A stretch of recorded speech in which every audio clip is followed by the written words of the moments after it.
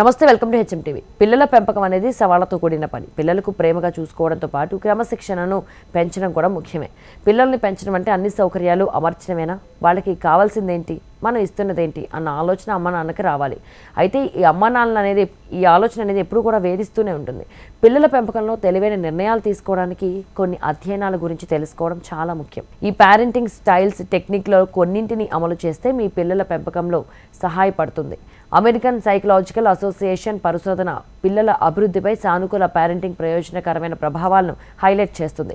సమర్థవంతమైన సంభాషణను అభ్యసించడం, పిల్లలను ప్రశంసించడం, సహాయక వాతావరణాన్ని సృష్టించడం ద్వారా పిల్లల భావోద్వేగ స్థితిస్థాపకత శ్రేయస్సును మెరుగుపరుస్తుందని స్పష్టం చేసింది. National institute of child health and human development seminal study ప్రకారం మంచి చైల్డ్ కేర్ పిల్లల అకాడమిక్, కాగ్నిటివ్ డెవలప్మెంట్పై అనుకూలమైన ప్రభావాన్ని చూపుతుంది.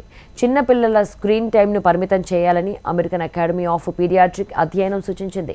అధిక స్క్రీన్ సమయం భాష అభివృద్ధి, నిద్ర విధానాలు, సాధారణ శ్రేయస్సుపై హానికరమైన పరిణామాలను కలిగిస్తుందని అనేక అధ్యయనాలు చూపిస్తున్నాయి. కొలంబియా విశ్వవిద్యాలయ పరిశోధన ప్రకారం కుటుంబ సభ్యులు అందరితో కలిసి పిల్లలు భోజనం చేస్తే పిల్లల మానసిక ఆరోగ్యంపై మంచి ప్రభావం చూపుతుంది.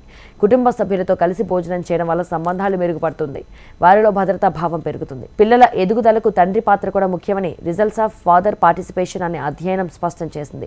పిల్లల పెంపకంలో తండ్రి పాత్ర సానుకూలంగా ఉంటే పిల్లల్లో మెరుగైన సామాజిక నైపుణ్యాలు, భావోద్వేగ ఆరోగ్యం, అభిజ్ఞా పనితీరు మెరుగుపడుతుంది. బ్రిటిష్ కొలంబియా విశ్వవిద్యాలయం పరిశోధన ప్రకారం పిల్లలు బయట ఎక్కువగా ఆడితే వారిలో మానసిక, శారీరక ఆరోగ్యం మెరుగుపడుతుంది. ప్రకృతిలో మమేకం అవ్వడం వల్ల సృజనాత్మకత, సమస్య పరిష్కార సామర్థ్యాలు, శరీర ఆరోగ్యం మెరుగుపడుతుంది. ఇక పిల్లల ఎదుగుదలకు తగినంత నిద్ర పొందడం ఎంత ముఖ్యమో నేషనల్ స్లీప్ ఫౌండేషన్ హైలైట్ చేస్తోంది. అభిజ్ఞ పనితీరు, భావోద్వేగ నియంత్రణ, సాధారణ ఆరోగ్యం కోసం వయస్సు, తగిన నిద్ర వ్యవధి, సాధారణ నిద్ర పద్ధతులు అవసరం. మరి ఈ నేపథ్యంలో ఈ అధ్యయనాలన్నీ కూడా పిల్లల పెంపకం ఎలా ఉండాలో, పిల్లలు ఏ విధంగా అయితే వాళ్ళ మానసిక పరిస్థితి బాగుంటుంది, వాళ్ళ ఆరోగ్యంగా మానసికంగా కూడా దృఢంగా ఉంటారో కూడా ఈ అధ్యయనాలు తెలుపుతున్నాయి. సో ఈ అధ్యయనాలు స్టడీ చేస్తే ఖచ్చితంగా పేరెంటింగ్ అనేది ఈజీ అవుతుంది అంటూ కూడా నిపుణులు చెప్తున్నారు.